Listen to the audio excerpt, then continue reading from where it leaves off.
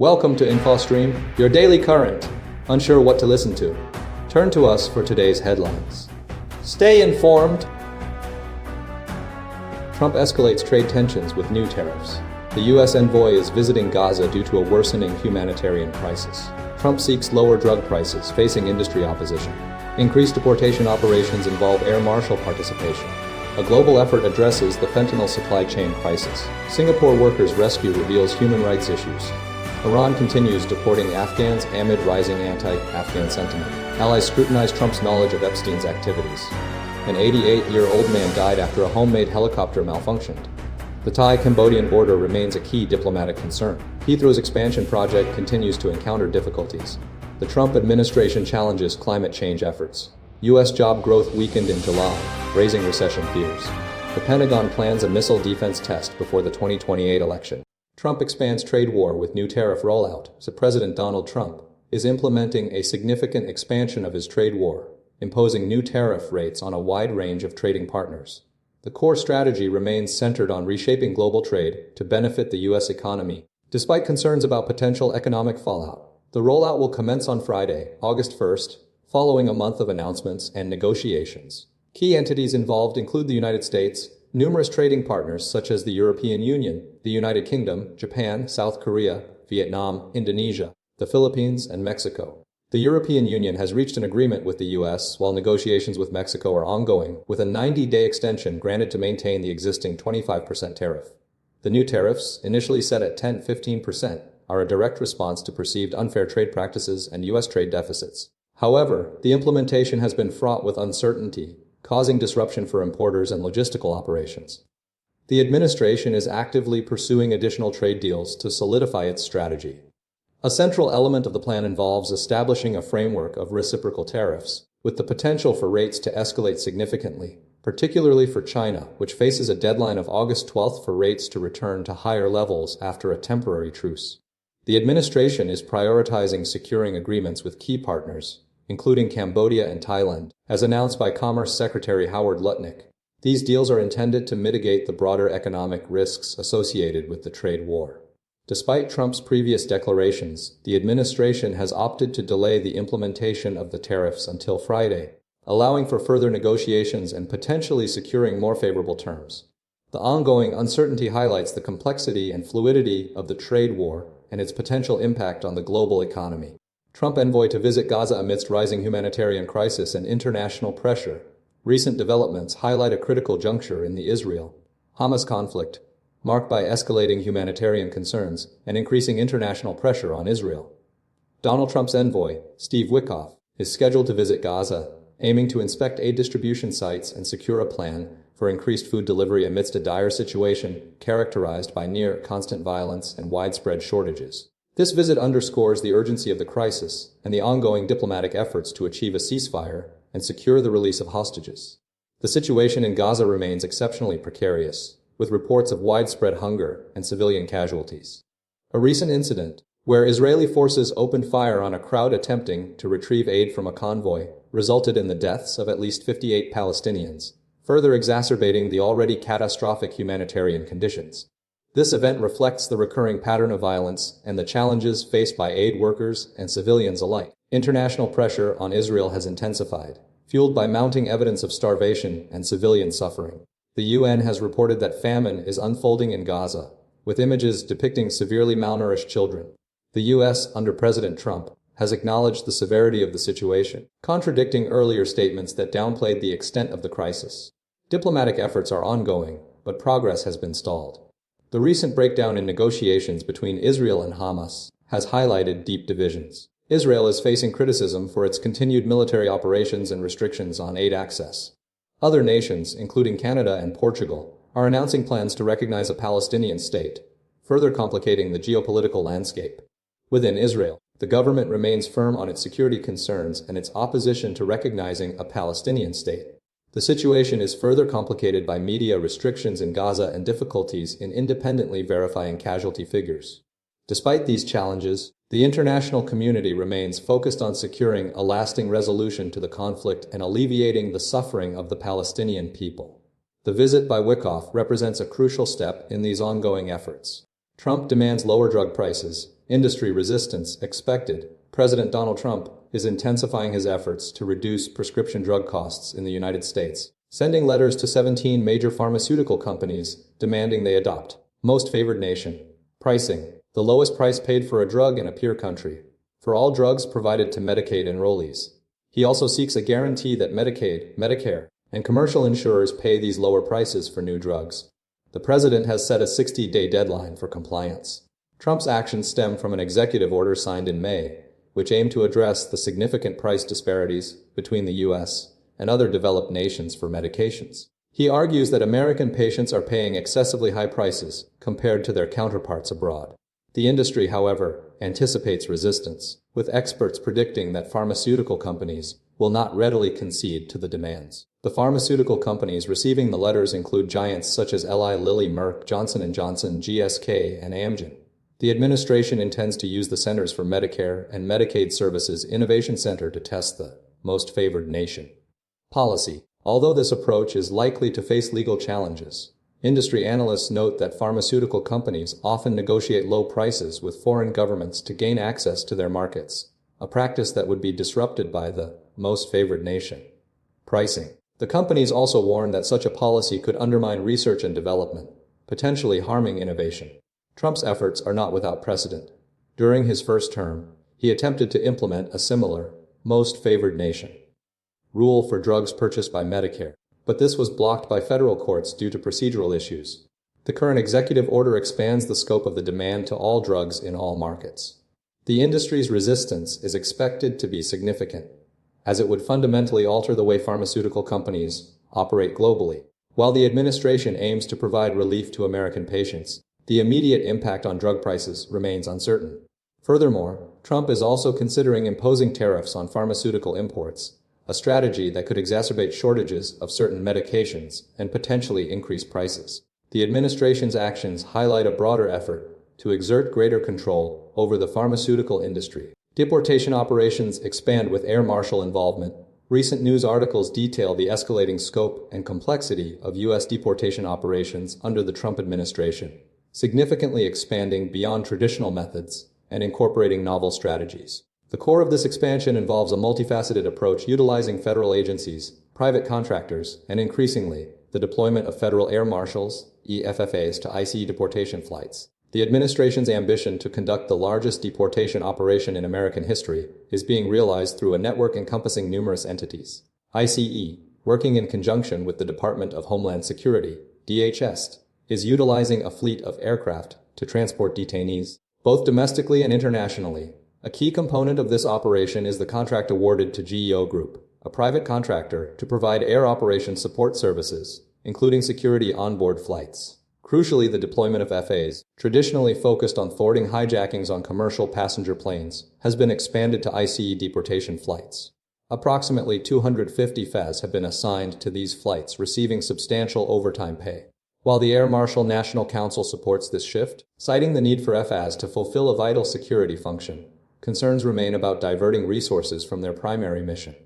The operation scale is further amplified by the involvement of numerous private and commercial aviation partners, alongside logistical support firms. A significant portion of the funding allocated through the recently passed spending package is earmarked for bolstering ICE's flight operations. The expansion of deportation flights has resulted in a notable increase in activity, with 748 flights recorded since January 2020, a 34% rise compared to the same period in 2024. These flights include domestic transfers of detainees and international departures. This complex system highlights the administration's commitment to rapidly removing undocumented immigrants, utilizing a diverse range of resources and partnerships. Fentanyl supply chain crisis, a multi-national effort. The United States is grappling with a severe opioid crisis primarily driven by fentanyl, a synthetic opioid originating from a complex global supply chain. The crisis stems from the illicit production and trafficking of fentanyl, largely facilitated by Chinese involvement in supplying precursor chemicals. Over 48,000 Americans died in 2024 due to fentanyl-related overdoses, highlighting the urgency of the situation. China remains the primary source of fentanyl chemicals, with organized criminal groups importing these chemicals and lab equipment from China to produce fentanyl in Mexico. Mexican criminal organizations, including the Sinaloa cartel, play a central role in manufacturing and distributing fentanyl into the U.S., utilizing various concealment tactics to smuggle shipments. The U.S. has accused the Mexican government of collusion with these cartels. The majority of fentanyl entering the U.S., approximately 96%, is seized at the U.S.-Mexico border. Canada's role is significantly smaller, with only 0.8% of seizures occurring at its border. However, Canada is increasingly involved, with organized criminal groups producing fentanyl domestically by importing chemicals and equipment from China. Responding to the crisis, President Trump has threatened tariffs on Mexican imports and implemented existing tariffs. While Canada has pledged significant investment $1.3 billion in combating fentanyl and enhancing border security, appointing Kevin Brasso as Canada's fentanyl czar. Mexico has responded by deploying 10,000 National Guard troops along the U.S.-Mexico border and launching Operation Northern Border. Following Trump's tariff threats, U.S. Customs and Border Patrol reports that 9,200 lbl4, 182 kg of fentanyl has been seized since last October, primarily at the U.S.-Mexico border. Despite efforts, the supply chain remains robust, and the flow of fentanyl into the U.S. continues to pose a significant public health threat. The situation underscores the need for international cooperation to disrupt the production and trafficking of this deadly drug. Singapore workers' rescue highlights ongoing rights concerns. A recent incident involving Indian construction workers rescuing a Singaporean driver from a sinkhole has reignited long-standing debates surrounding the rights and conditions of migrant workers in Singapore. The workers' swift action, lauded as heroic, underscores the critical role these laborers play in the nation's economy, despite facing systemic disadvantages. Approximately 1.17 million migrant workers, predominantly from Bangladesh, India, and Myanmar, constitute nearly 3/4 of Singapore's foreign workforce, often undertaking low-paying, labor-intensive jobs that Singaporeans avoid. A key issue highlighted is the lack of a minimum wage for migrant workers, with some earning as little as $300 a month. These workers frequently reside in overcrowded dormitories, often situated remotely and subject to abuses by recruitment agencies and employers, including overwork, unpaid labor, and poor living conditions. While 2020's COVID-19 pandemic brought these issues into sharper focus, leading to government intervention, activists contend that substantial change has been lacking. The prevalent practice of transporting workers on flat-bed trucks, often carrying up to 12 individuals, is another significant concern. Despite repeated calls for a ban, the government maintains that an outright prohibition would negatively impact small businesses and potentially delay critical infrastructure projects. This practice has been linked to numerous accidents, including fatalities. Despite dedicating decades to Singapore, migrant workers are denied permanent residency and cannot marry Singaporeans without government approval, further limiting their opportunities for integration. Activists argue that the government's prioritization of economic considerations over worker rights is problematic, pointing to the practices of other nations relying on migrant labor. They advocate for policy changes, including a living wage, stronger whistleblower protections, subsidized healthcare, and an outright ban on lorry transport.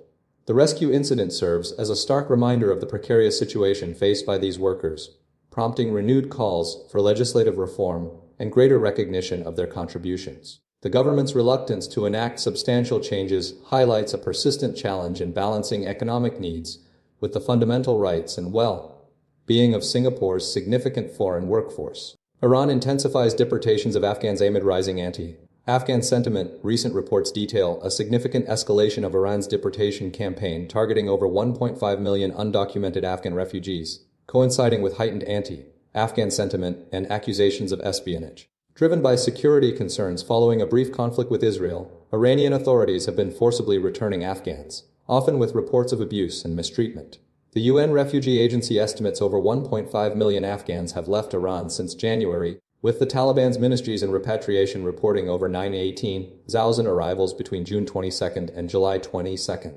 The deportations are fueled by misinformation and accusations that Afghans are collaborating with Israeli intelligence, specifically building drones for the Mossad. Initial government statements urge citizens to report suspicious activity, leading to widespread online postings warning of alien citizens driving vans. Subsequent detentions, including those of Afghans, were reported, with a viral video falsely depicting them carrying drones. While authorities later clarified these arrests were solely for illegal immigration, the narrative of Afghan espionage persisted across social media and Iranian-affiliated media. The situation has escalated from concerns about economic burdens to accusations of serial killers and spies. Anti-Afghan sentiment, previously a gradual increase, is now amplified by the spread of misinformation. This has created a climate of fear and distrust among Afghan refugees in Iran.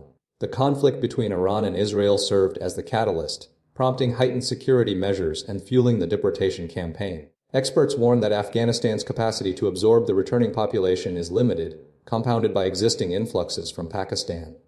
The situation underscores a humanitarian crisis and the complex challenges facing Afghan refugees in neighboring countries. The spread of misinformation and the resulting anti-Afghan sentiment represent a significant complicating factor in this already precarious situation.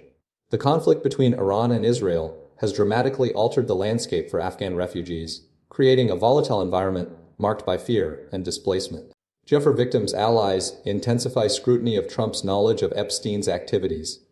Recent news reports have intensified scrutiny surrounding former President Donald Trump's awareness of Jeffrey Epstein's activities, particularly concerning the recruitment of Virginia Roberts Giuffre, a key victim in the Epstein sex trafficking scandal.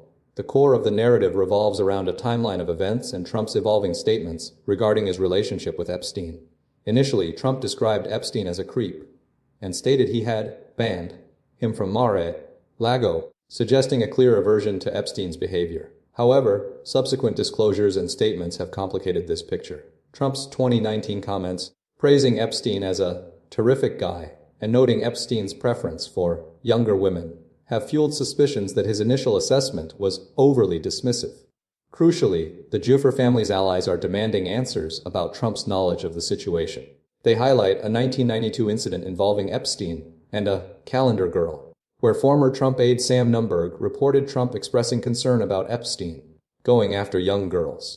This predates Giuffre's involvement and suggests a long-standing awareness of Epstein's potentially problematic behavior. Furthermore, the timeline reveals that Giuffre was employed at Mar-a-Lago as a spy attendant, a role that required her to be 18 or older, and she lacked a massage license. The fact that she was approached by Epstein for this specific job raises questions about whether Trump was aware of the inappropriateness of the arrangement. Trump's repeated attempts to deflect questions about Epstein, including attacking the media outlet NBC, further complicate the narrative. His reluctance to provide clear answers regarding his knowledge of Giuffre's recruitment underscores the central focus of the ongoing investigation and public debate. The combined evidence, Nunberg's account, Giuffre's timeline, and Trump's inconsistent statements suggests a more nuanced picture than initially presented. The persistent questioning of Trump's awareness of Epstein's activities is driven by the need to understand the extent of his knowledge and potential involvement in the unfolding scandal. The investigation continues to explore the connections between Trump and Epstein, seeking to establish a definitive timeline of events and assess any potential culpability. 88-year-old Russian man dies after homemade helicopter failure. To a recent series of events involving a homemade aircraft and a tragic outcome has garnered significant attention in Russia and internationally. The core story centers around an 88-year-old Russian man, Vladimir Trapeznikov, who died after his self-built helicopter malfunctioned during a takeoff attempt. Trapeznikov, a resident of the Omotninsky district of the Kirov region, had gained local renown for his ambitious project of constructing his own aircraft. The incident occurred on Thursday when Trapeznikov attempted to launch the helicopter. During the engine startup process, the main rotor blades detached, resulting in injuries to the pilot. He was subsequently transported to the Omotninsky District Hospital, but unfortunately, he succumbed to his injuries hours later. The helicopter was unregistered, and authorities are currently investigating the circumstances surrounding the accident. This event highlights the risks associated with amateur aircraft construction and the importance of adhering to safety regulations. Beyond Trapeznikov's death, the story has placed a spotlight on a broader trend of individuals undertaking ambitious, self-built aviation projects.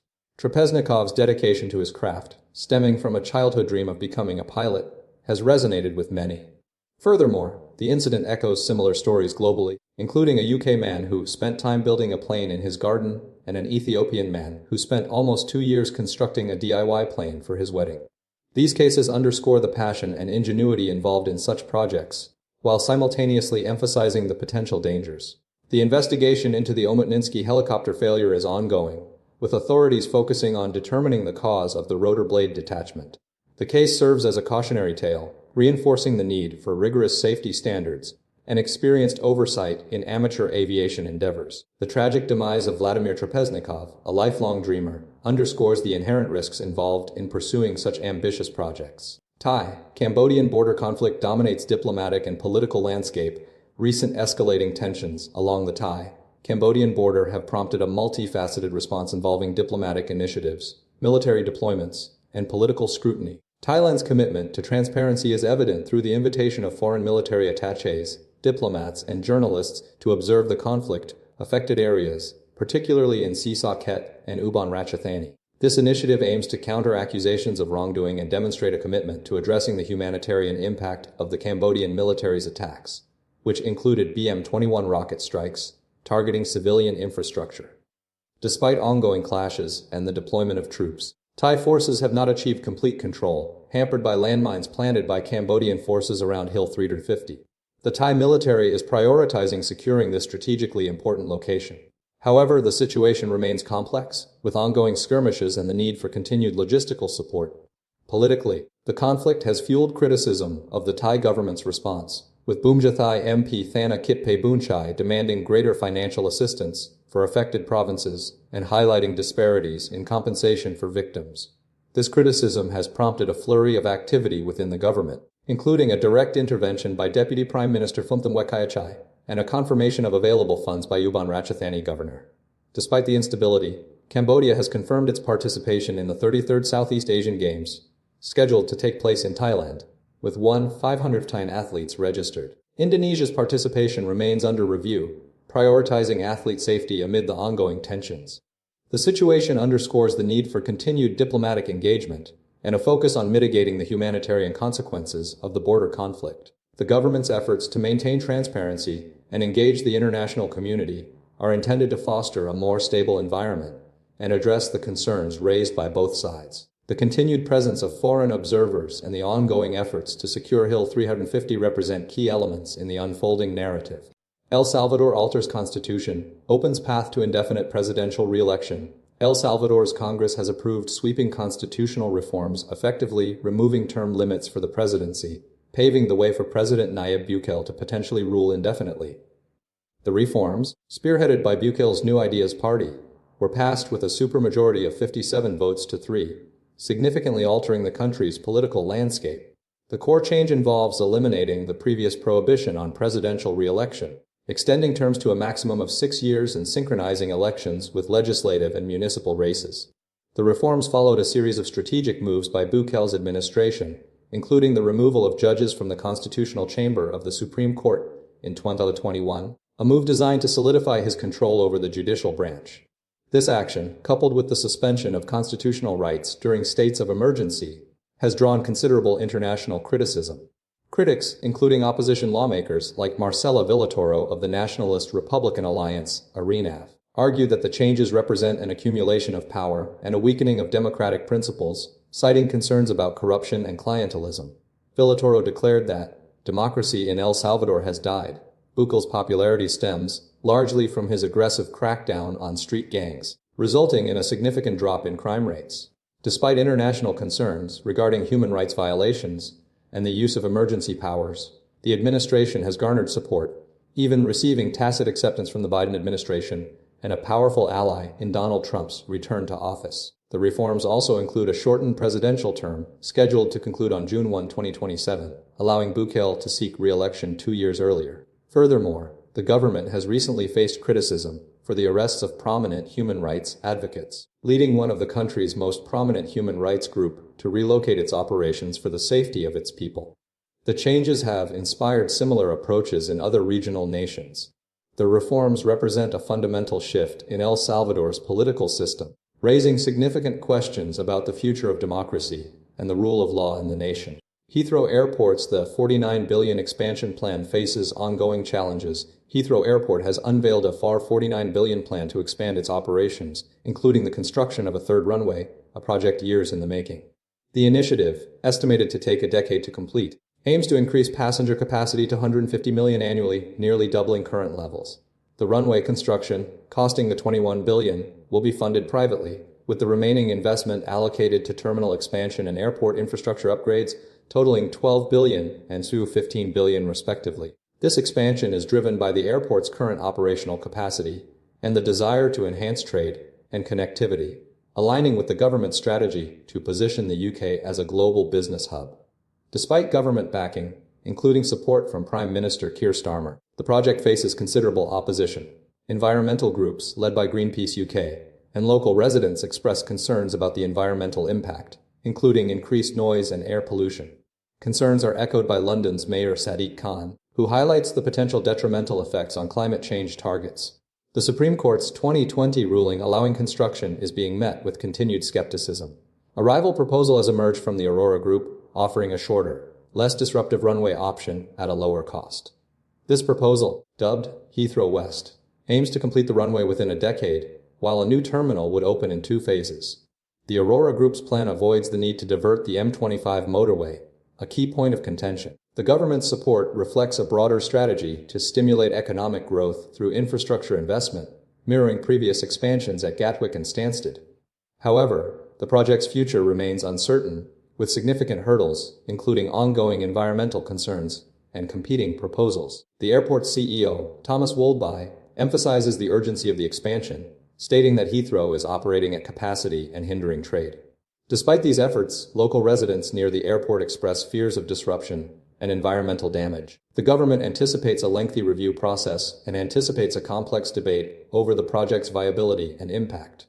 The competing proposals underscore the challenges of balancing economic growth with environmental sustainability and community concerns. Trump administration moves to undermine climate change response.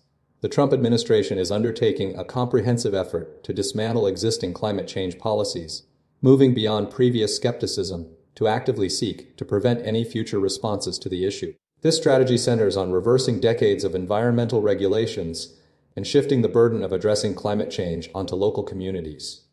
A central component is the administration's move to declare that greenhouse gas emissions do not endanger human health, effectively neutralizing the 2009 endangerment finding that underpinned the Environmental Protection Agency's as EPA authority to regulate emissions under the Clean Air Act.